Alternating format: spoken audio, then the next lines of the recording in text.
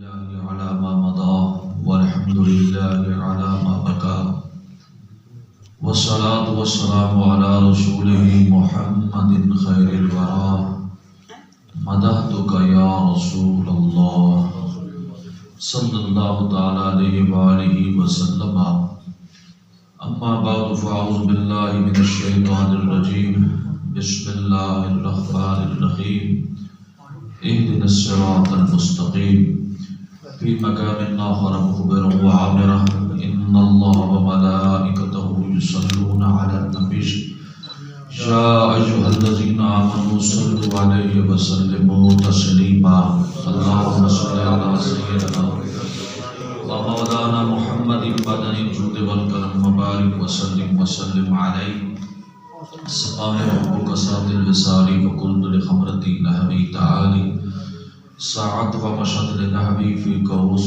فهمت بسكرتي بين الموالي فقلت لسائر الأقطاب لبوا بحالي وادخلوا أنتم رجالي الى آخرہ بازوقوں کے تمام دوستوں آپ پڑھیں الصلاة والسلام علیک یا رسول الصلاة والسلام علیک یا سیدی یا حبیب اللہ الصلاة والسلام علیک یا سیدی یا نبی اللہ وعلى آلک وعصحابک یا سیدی یا رسول اللہ خالق کائنات رب لم یزل ولا یزال کی بارگاہ میں دعا ہے کہ اللہ رب العزت ہماری اس محفل پاک کو اپنی بارگاہ میں منظور و مقبول فرمایا۔ کروڑ درود نبی پاک صاحب الاولاق سید العالم نور مجسم شفیع معظم نبی محتشم و مکرم صلی اللہ تعالی علیہ وآلہ وسلم کی ذات کرامی پر جن کے توسل سے اللہ رب العزت نے اس خوبصورت سی کائنات کو وجود بخشا ہے۔ ہماری اس محفل پاک کا عنوان جیسے کہ ہمارے محترم مقام خاور بشیر بٹ صاحب نے بیان کیا، خلیفہ اول بلا فصل حضرت سیدنا ابوبکر صدیق رضی اللہ تعالیٰ عنہ کے نام سے یہ محفل پاک بزم جبیل کے زیر اہتمام جو آپ حضرات کے ساتھ جامع مسجد منعقد پذیر ہے، جیسا کہ ہماری آج کی میزبانی حضرت علامہ مولانا میر سید مہدی حسین شاہ صاحب فرما رہے ہیں، اور ہمارے اس قافلے کو ساتھ ساتھ لے جانے والے محترم مقام حضرت شہزاد شفیق صاحب خلیفہ مجاز شرف پوچھ رہے ہیں، اور آپ کے پیر مرشد اور ان کے جو خانوادے ہیں ان کے حکم سے آپ یہ محفل پاک کا انعقاد کرتے ہیں۔ بہت ہی مختصر سے وقت کے اندر ایک مقصود پیغام پہنچانا ہے، وہ آپ حضرات کے سامنے ہے۔ قرآن پاک میں سورہ فاتحہ شریف کے یہ آیت مقدسہ کہ اللہ تعالیٰ نے خود ایک تعلیم دی ہے کہ تم لوگ یہ کہو گے اہدنا الصراط المستقیم کہ یا اللہ ہمیں صراط مستقیم پہ چلا۔ مستقیم استقامت سے، اور استقامت الطریق المستقیم یعنی سیدھے راستے کو کہتے ہیں، الطریق المستقیم۔ یہ اور بات ہے کہ موصوف صفت ہے، یہاں پر الطریق موصوف ہے اور مستقیم اس کی صفت ہے، یعنی سیدھا راستہ۔ حضرت سیدنا عبداللہ بن مسعود رضی اللہ تعالی عنہ نے ایک حدیث روایت کی ہے، اور اس میں یہ ہے کہ اللہ کے محبوب علیہ السلام نے فرمایا ھذا صراطی مستقیما، ھذا صراطی مستقیما، میرا راستہ ہی سیدھا راستہ ہے۔ اور قرآن کی آیت کے اندر بھی اشارہ ہے کہ فرمایا سیدھا راستہ کون سا راستہ؟ فرمایا وہ جو اللہ اور اس کے رسول کا سیدھا راستہ ہے۔ حضرت عبداللہ بن مسعود کہتے ہیں کہ میرے نبی پاک صلی اللہ علیہ وسلم نے کھجور کی ایک شاخ جو ٹہنی ہوتی ہے اس کو آپ نے توڑا اور سامنے یوں رکھ دیا، اور فرمایا یہ جو سیدھا راستہ ہے اس کو دیکھو، اس کے آس پاس شاخیں بھی ہیں، جو سیدھی لکیر ہے، تو میں یہ سیدھا راستہ میرا ہے جو سیدھا جنت جاتا ہے، اور آس پاس کے جتنے بھی شاخیں نکلی ہوئی ہیں یہ گمراہ فرقے ہیں اور گمراہ لوگوں کے راستے ہیں، اور وہاں پر ہر دروازے پر ہر جگہ پہ شیطان کھڑے ہیں جو تمہیں گمراہیت کی طرف لے جائیں گے۔ تم نے سیدھا چلنا ہے اور وہ سیدھا راستہ جنت جاتا ہے۔ اور حضرت عبداللہ بن مسعود رضی اللہ تعالیٰ عنہ کہتے ہیں کہ جس وقت میرے نبی نے یہ سیدھا اشارہ فرمایا تھا، اور ایک روایت کے اندر ہے کہ آپ نے لکیر کھینچی اور سب آس پاس لکیریں کھینچی جیسے کھجور کی ٹہنی ہے اس کے اندر، جب آپ نے یہ اشارہ فرمایا کہ یہ جو سیدھا راستہ ہے یہ میرا راستہ ہے، عبداللہ بن مسعود کہتے ہیں خدا کی قسم میری نظر اس لکیر پر تھی جو میرے نبی علیہ السلام کھینچ کے ادھر تک کھینچ کے سیدھی لکیر کھینچ کے فرما رہے تھے ھذا صراطی مستقیما، میں جیسے ہی میں نے اس لکیر کو دیکھا تو مجھے یوں لگا کہ ڈائریکٹ سیدھا ہم جنت پہنچ گئے. اللہ اکبر. سیدھا جنت تک پہنچ گئے. سیدھی لکیر جو ہے وہ بالکل سیدھی ایسی جا رہی تھی. تو اسی کو کیا جاتا ہے، ہم لوگ روزانہ ہر نماز کے اندر یہی دعا مانگتے ہیں کہ یا اللہ ہمیں سیدھے راستے پہ چلا. کس راستے پہ چلا؟ سیدھے راستے پہ چلا. یاد رکھیے گا جو بندہ حق پر ہے وہ سیدھے راہ پر ہے. جو بندہ حق پر ہے وہ سیدھے راستے، کیونکہ راستہ سیدھا ہی حق کا راستہ ہے. جو حق کا راستہ ہے وہ سیدھا راستہ ہے. یہ دونوں لازم ملزوم ہیں، یعنی سیدھے کو حق ہونا لازم ہے اور حق کو سیدھا ہونا لازم ہے. اگر سیدھا نہیں تو حق نہیں، جو حق نہیں تو سیدھا نہیں. سبحان اللہ. کوئی بندہ کہے نا کہ جی میں تو صحیح چلا تھا لیکن ساتھ سے بھٹک گیا. ہم نے کہا سیدھا چلا نہیں تھا. اگر سیدھا چلتا تو کبھی بھٹکتا ہی نہیں. اب اسی آیت کی تفسیر میں امام طبری نے اور دیگر بعض مفسرین نے لکھا ہے کہ یہ جو اہدنا الصراط المستقیم ہے اور ہم کہتے ہیں یا اللہ ہمیں سیدھا راستہ دکھا، اس سے اولین کون مراد ہے؟ فرمایا اس سے اولین رسول اللہ اور حضرت سیدنا ابوبکر صدیق مراد ہے. کیونکہ شروع میں میرے نبی علیہ السلام نے جیسے اعلان نبوت فرمایا تصدیق کرنے والے سیدنا ابوبکر صدیق رضی اللہ عنہ، یہ آپ سنما کے گہرے دوست ہیں، سب جانتے ہیں. جو نہیں مانتا وہ بھی جانتا ہے کہ رسول اللہ کے دوست ہیں. جو نہیں مانتا وہ بھی یہ جانتا ہے کہ یہ میرے نبی علیہ السلام کے دوست ہیں. اچھا دوست اتنا قریبی دوست ہوتا ہے کہ بعض چیزیں بندہ گھر والوں کو اپنی اہل و عیال کو نہیں بتاتا لیکن اپنے دوست سے گفتگو کرتا ہے. بعض ایسی چیزیں ہوتی ہیں جو بندہ گھر والوں سے نہیں کر سکتا، اپنے بچوں سے نہیں کر سکتا، اپنے گھر والوں سے نہیں کر سکتا، اپنے والدین سے نہیں کر سکتا، لیکن اس کا اظہار اپنے دوست سے کہتے ہیں. اس لیے مولا علی نے فرمایا تھا کہ جس کو خدا کی طرف سے نعمت دیکھنا ہو کہ مجھے اچھی نعمت ملی ہے، وہ یہ دیکھے کہ اس کو اچھا دوست ملا ہے کہ نہیں ملا. اور جس کو اچھا دوست ملا وہ سمجھے کہ مجھے اچھی نعمت مل گئی. اب اسی چیز کو دیکھیے گا کہ میرے نبی علیہ الصلوۃ والسلام کا انتخاب حضرت ابوبکر صدیق ہے. ابوبکر صدیق کا انتخاب نہیں، میں یہاں پر بات کو پھر دہراؤں گا. ابوبکر صدیق کا انتخاب رسول اللہ نہیں. اب میں بتاؤں گا اس کی وضاحت میں جیسے کہہ رہا ہوں اس بات کو کہ لیکن ابوبکر رسول اللہ کا انتخاب ابوبکر صدیق ہے. اب یوں سمجھیں کہ جیسے مرشد ہوتا ہے اور ایک ہوتا ہے مرید. جو مرید ہوتا ہے وہ نہیں پیر ڈھونڈتا، یہ تو الٹ اصطلاح ہے، لوگوں کے ہاں مشہور ہو گئی. قرآن کی آیت کی تفسیر میں بھی یہی ہے، بلکہ اس کی وضاحت سب سے پیاری حضرت علامہ عبد الرحمن جامی نے فرمائی ہے اور اس نے باقاعدہ ہمیں مفہوم سمجھا دیا کہ یہ جو ہم لوگ کہتے ہیں نا کہ میں کس کا مرید ہو جاؤں، یہ آج کل اصطلاح عرف میں پیری مریدی چل پڑی نا. جس سے ہم لوگ کہتے ہیں کہ یہ پیر ڈھونڈنے گیا ہمیں ملے ہی کوئی نہیں نا. یہ سمجھ کہ پیر نے تمہیں چنا ہے کہ نہیں چنا. پیر جس کو چنتا ہے، یعنی مرشد جس کا انتخاب کرتا ہے، مرید اصل میں بنتا وہی ہے جس کا وہ نہ کرے. اب کیونکہ عاشق معشوق کی صورت کے اندر یہ ہوتا ہے مرشد تے مرید ہو گیا، شیخ تے مرید ہو گیا. اب ایسے ہی کہتے ہیں کہ آپ ہم نے یہ سننا کہ دیکھیے گا کہ وہ کون ہے محب اور محبوب میں سے کہ جو کہے محب یہ کہے کہ میں نے محبوب کو چنا نہیں، محبوب یہ دعویٰ کر سکتا ہے کہ میں نے محب کو چنا. محب نہیں دعویٰ کرتا کہ میں نے محبوب، وہ تو محب اگر کہ وہ تو ہر ایک شے پہ محب کہتا ہے میں نے میرا انتخاب یہ بھی ہے نا، اگلے کا انتخاب ہے کہ نہیں. اسی لیے علامہ جامی نے کہا عشق اول در دل معشوق پیدا بھی شبت، عشق اول در دل معشوق پیدا بھی شبت، رفتہ رفتہ در دل عاشق رویدہ بھی شبت. فرمایا عشق پہلے معشوق کے دل میں پیدا ہوتا ہے اور پھر چلتا چلتا عاشق کے دل میں آتا ہے. ہم نے تو ورڈ اصطلاح سمجھی کہ عاشق کے دل میں معشوق کا عشق پیدا ہوتا ہے. انہوں نے کہا نا معشوق کے دل میں پہلے عاشق کا دل پیدا ہوتا ہے، یعنی عشق پیدا ہوتا ہے اور پھر اسی عشق سے وہ آہستہ آہستہ عاشق کے دل میں جاتا ہے. یعنی معشوق اور محبوب پہلے چنتا ہے اس کو. اب اس سے اندازہ لگا لیں کہ رسول اللہ نے چنا ہے یا ابوبکر صدیق نے چنا ہے؟ چنا کس نے ہے؟ دوست کس نے بنایا ہے؟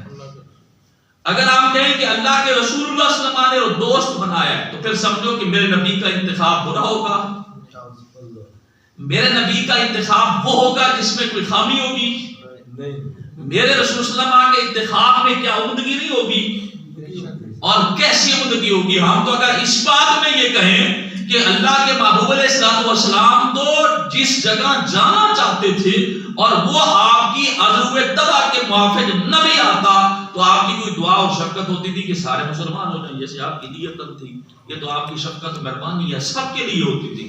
کیا نہیں گئے آپ کبھی قرآن شاہ صاحب تشریف فرمائیں بھائی، قرآن پاک میں نہیں آیا کہ آپ مشرکین اس کے منافقین کے جنازے کے لیے سرکار کھڑے ہو گئے؟ لوگ اعتراض کرنے والے کہتے ہیں منافقوں کے جنازے میں آپ کیوں گئے؟ لیکن ہاں یا اللہ نے روک دیا، محبوب ادھر نہیں جانا، یا جانا نہیں ہے، لیکن گئے کیوں؟ دوست ہوتے تھی۔ اللہ کے نبی کو نہیں پتا تھا کہ منافق ہے، رئیس المنافقین مر گیا، اس کے جنازے میں کیوں نہ جاؤں؟ اگر میں گیا تو لوگ منافقوں کے جنازے میں جانا شروع کر دیں گے۔ پھر اللہ کے نبی گئے کیوں؟ ہم نے کہا اس لیے کہ نبی کی ہمیشہ قرآن نے کہا تھا یہ حریص علیکم ہے، میرے محبوب تو یہ حریص ہیں کہ پوری کائنات مسلمان ہو جائے۔ اب اللہ کے نبی علیہ السلام خدا ہے یا اللہ تیرا حکم ہے اس کے جنازے میں نہ جا، اور میری تما جو پیدا ایسی کی ہے کہ میں یہ چاہتا ہوں کہ سارے تیرے ہو جائیں، اللہ کو کہ سارے تیرے ہو جائیں۔ اب وہ گئے کیوں؟ اب سنو پھر پڑھو تفسیر کی وضاحت بھی پڑھو۔ میرے نبی علیہ السلام جنازے میں تشریف لے گئے، آپ کے جنازے میں جانے کی وجہ سے 1500 بندہ مسلمان ہو گیا تھا۔ یہ اور بات ہے کہ قرآن نے کہہ دیا پھر آپ اس کے بعد رک گئے، یعنی آپ کی نہیں۔ پھر اس نے بعد میں یہ بھی کہہ دیا کیونکہ وضاحت چل پڑی ہے تو یہ بھی کسی نے کہہ دیا کہ آپ نے اپنا کرتا بھی دے دیا۔ ہاں جی کرتا اس لیے دیا تھا کیونکہ اللہ کے نبی احسان کبھی کسی کا رکھتے ہی نہیں۔ عبداللہ بن ابی نے حضرت امیر حمزہ کو بعض اوقات نے کہا تھا چادر دی تھی، رسول اللہ صلی اللہ علیہ وسلم نے اپنا اس احسان کے لیے اپنا کرتا اتار کے اس کو دے دیا۔ اور یہ بھی سمجھو نا اس کو تو یقین تھا کہ کرتا رسول اللہ کا ہوگا تو میری بخشش ہوگی۔ لوگوں نے تو یہ سمجھا کہ جس کو یہ یقین ہے ساری زندگی مخالفت کرتا رہا لیکن پھر بھی ذہن یہ ہے کہ اگر اس کے کرتے میں آ گیا تو مجھے شفا مل جائے گی، میری بخشش ہو جائے گی، میرا ذہن یہ ہوگا۔ اس سے لوگوں نے کہنا تھا کہ یہی جھوٹا تھا جو آخری وقت میں مانگی رسول اللہ کا کرتا رہا ہے۔ اب اسی طرح ہم کہتے ہیں انتخاب کس کا تھا؟ میرے نبی علیہ السلام، اور چنا کس کو ہے؟ حضرت ابوبکر صدیق کو چنا ہے۔ اور اسی لیے رسول صلی اللہ علیہ وسلم نے فرمایا کہ حضرت ابوبکر صدیق رضی اللہ تعالیٰ عنہ کون ہے؟ ایک حدیث پاک میں ہے حضرت عمار بن یاسر رضی اللہ تعالیٰ عنہ اس حدیث پاک کے راوی ہیں۔ وہ کہتے ہیں ایک دن حضرت جبرائیل آئے، اللہ کے نبی علیہ السلام نے فرمایا جبرائیل مجھے میرا جو دوست عمر ہے اس کی نیکیاں بھی بیان کر۔ عمر کی کتنی نیکیاں ہیں؟ حضرت عمار بن یاسر اس کے راوی ہیں۔ اس نے کہا یا رسول اللہ اتنی نیکیاں ہیں عمر کی اتنی نیکیاں ہیں کہ اتنی عمر چاہیے جتنی عمر میں حضرت نوح علیہ السلام اپنی قوم میں رہے تھے، یعنی جتنا حضرت نوح علیہ السلام اپنی قوم کے اندر تبلیغ فرماتے رہے، بعض علماء نے کہا 950 سال 950 سال تک حضرت نوح علیہ السلام اپنی قوم میں تبلیغ کر چکے ہیں۔ یعنی حضرت جبرائیل کہتے ہیں یا رسول اللہ عمر کی نیکیاں بیان کرتے ہوئے مجھے 950 سال چاہیے۔ کتنا چاہیے؟ 950۔ اور پھر بھی میں بیان نہیں کر پاؤں گا، پھر بھی میں بیان، اس سے آپ اندازہ لگائیں گے کتنی نیکیاں ہیں حضرت عمر کی۔ لیکن ساتھ یہ کہتے کہتے حضرت جبرائیل نے کہا یا رسول اللہ یہ بھی بتاتا چلوں کہ حضرت عمر حضرت سیدنا ابوبکر صدیق کی نیکیوں میں سے ایک نیکی ہے۔ نہیں سمجھ آئی؟ عمر کی اتنی نیکیاں کہ 950 سال شمارے میں لگے، اور عمر فقط ایک نیکی بن گئی حضرت سیدنا ابوبکر صدیق رضی اللہ عنہ. اگر ہم کیف یا مقدار یا اجزاء یا حقیقیہ تحلیلیہ یا ان کی طرف ہم جائیں کہ کس وجہ سے نیکی کو شمار کیا گیا، آپ دیکھ لیں نیکی ذرہ برابر بھی نیکی ہوتی ہے، لیکن اللہ کے نبی علیہ السلام نے فرما دی کہ وہ یہ بات ارشاد فرمائی ایک دفعہ کہ عمر بھی حضرت ابوبکر کی نیکیوں میں سے ایک نیکی ہے. اب اس ابوبکر کی جب نیکیاں اتنی شمار ہیں کیوں نہ ہو، کیونکہ اس کو صحبت رسول مل گئی تھی اور خاص تعلق کی نسبت مل گئی. اچھا بعض کئی دفعہ تبصرہ بھی کرتے ہیں اور بعض گفتگو کر بیٹھتے ہیں کہ خاندان پاک کی فضیلت زیادہ ہے یا ابوبکر صدیق کی زیادہ ہے. پہلی بات تو یہ ہے کہ میں نے پہلے بھی اس خطبے کے دوران یا تمہیدی کلمات میں یہ لفظ کہے تھے کہ گھر والوں کو نہ چھیڑیے گا، بات گھر والوں کی ہے ہی کوئی نہیں. بات ہو رہی تھی صحبت رسول کی، بات ہو رہی ہے دوست یار رسول کی. میں کہے وہ لمحے وہ قربت کے وہ قربت والے لمحے جو دوست کے ساتھ اپنا سکتا ہے گھر والوں کے ساتھ تو نہیں کر سکتا. پھر ہم کیا گئے دوسرے نمبر پر ہمارا عقیدہ ہمیں قرآن نے سکھا دیا. انبیاء کے بارے میں جو عقیدہ ہے علماء نے کہا وہی عقیدہ تم صحابہ کی شان کے بارے میں رکھو، اور وہ کون سا ہے؟ لا نفرق بین احد من الرسل. قرآن کہتا ہے ہم لوگ یہ کہیں، کیا کہیں کہ ہم حیثیت رسول کے کسی میں تفریق نہیں کرتے. رسول ہونے میں سارے برابر ہیں. کیا سارے برابر ہے کہ نہیں ہے؟ یعنی کوئی بندہ یہ نہیں کہہ سکتا کہ اس کو رسالت کوئی تھوڑی سی ملی ہے تو اس کو رسالت زیادہ ملی ہے. یہ اور بات ہے تلک الرسل فضلنا بعضهم علی بعض آیا ہے. یعنی بعض کو بعض میں فضیلت اللہ تعالیٰ نے خود عطا کی ہے، لیکن ہمارے لیے یہ نہیں کہ ہم اس کو چنتے پھریں کہ اس کی مقدار اس کو تولیں اس کو تولیں اس کو تولیں. ہمیں حکم آیا کہ تم لوگوں نے یہ کہنا ہے لا نفرق بین احد من الرسل. اور دوسرے نمبر پر کہ ہم جو صحابہ کے بارے میں ہم کہیں من حیثیت صحابیت اور صحابی ہونے کے درجے کے اعتبار سے صحابہ برابر ہیں، کیونکہ سارے رسول اللہ کے دوست ہیں، سارے رسول صلی اللہ پاک کے. اور بعض کو رشتے کا نسبت بھی حاصل ہو گئی، وہ قربت کا حاصل ہو گیا، مقام اس کا بھی اس سے بڑھ گیا. لیکن ایک فضیلت جو میرے نبی علیہ السلام نے لوگوں میں بیان کی اور اہل سنت کا عقیدہ بن گیا، اور وہ بتایا گیا کہ انبیاء کے بعد افضل البشر جس کو مقام اور مرتبہ ملا ہے وہ حضرت سیدنا ابوبکر صدیق رضی اللہ تعالی. کون ہے حضرت ابوبکر؟ اور ان کی نیکیوں کا کیا معنی بنا؟ اللہ کے نبی نے فرمایا کہ اس کی عمر ساری نیکیوں میں سے ایک نیکی عمر ہے. اور عمر کون ہے؟ ایک دن حضرت عمر فاروق نے کہا یا رسول اللہ، اے حضرت ابوبکر میں تم سے ایک چیز مانگتا ہوں. ابوبکر صدیق نے کہا کون سی عمر مانگتے ہو؟ کہنے لگے وہ رات کی وہ گھڑی تو مجھے دے دو جو تم نے ہجرت والی رات حضرت رسول اللہ سے گزاری تھی. مجھ سے ساری نیکیاں لے لے، ساری نیکیاں لے لے، وہ ایک رات اور ایک دن کی نیکی مجھے دے دے. لیکن اس کا کیا مطلب نکلا؟ اس کا مطلب نکلا جو ایک رات اور ایک دن جو میسر آیا تھا وقت حضرت سیدنا ابوبکر صدیق کو، وہ کسی کو میسر نہیں آیا تھا. وہ نیکی حضرت عمر فاروق کی سب پر، حضرت عمر فاروق پر بھی اور ٹوٹلی سارے صحابہ پر پڑ گئی. وہ حضرت ابوبکر صدیق رضی اللہ تعالیٰ عنہ. اور حضرت سیدنا ابوبکر صدیق کی نیکیوں میں سے میں بات کروں، نیکی ایک بندہ نیکی کرتا ہے اس کے بعد کسی کو نیکی کی دعوت دیتا ہے، اور بندہ جب نیکی کی دعوت دیتا جاتا ہے اس کے پاس اعمال ہے. جیسے حدیث پاک میں ہے اگر تم لوگوں نے کسی کو نماز کی دعوت دی، اس نے نماز پڑھی، اس کا ثواب تمہیں ملے گا. کسی کو اگر تم نے کوئی اچھے کام کی نیت کی اور اس نے آپ کے کہنے پر وہ کام کر دیا، اس کا ثواب بھی آپ کو ملے گا. بعض صدقہ جاریہ کے بارے میں علماء نے لکھا ہے کہ وہ سلسلہ تو ایسا چلتا رہتا ہے، ایسا چلتا رہتا ہے. مثلا اگر کسی کو ایسے پڑھا دیا آپ نے، کسی طالب علم کو اس کو پڑھا دیا، اس کا ثواب آپ کو چلتا چلتا چلتا کہاں تک لے جائے گا؟ جب وہ کسی اور کو پڑھائے گا، پھر وہ کسی اور کو پڑھائے گا، جب تک وہ سلسلہ چلے گا اس کی نیکیاں ساری اللہ تمہیں عطا فرمائے گا.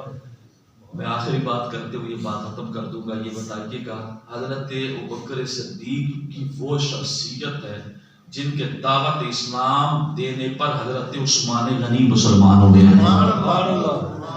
اب حضرت عثمان کی ساری نیکیوں کا ثواب حضرت ابوبکر صدیق کے پڑھنے میں جائے گا.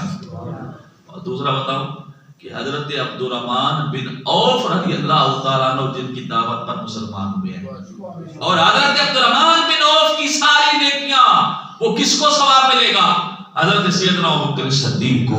حضرت عبیدہ بن جراح یہ وہ صحابی رسول ہیں جن کو اللہ کے نبی نے فرمایا تھا میری اس ساری امت کے امین ہیں عبیدہ بن جراح. امین امت کون ہے؟ عبیدہ بن جراح. یہ وہ صحابی رسول ہیں. حضرت جب اس کو کس نے دعوت دی اسلام اور کس کے ہاتھ پر مسلمان ہوئے؟ وہ بھی حضرت ابوبکر صدیق ہے. ہم اگر شمار کریں اشرا و بشرا صحابی جن کو اللہ کے نبی علیہ السلام نے جنت کی بشارت دی تھی ان میں تو اکثریت وہ تھے جو حضرت ابوبکر صدیق کے ہاتھ میں مسلمان ہوئے ہیں. اب ان سب کی نیکیاں کس کو ملیں گی؟ حضرت سیدنا ابوبکر صدیق کو. کن کو ملیں گی؟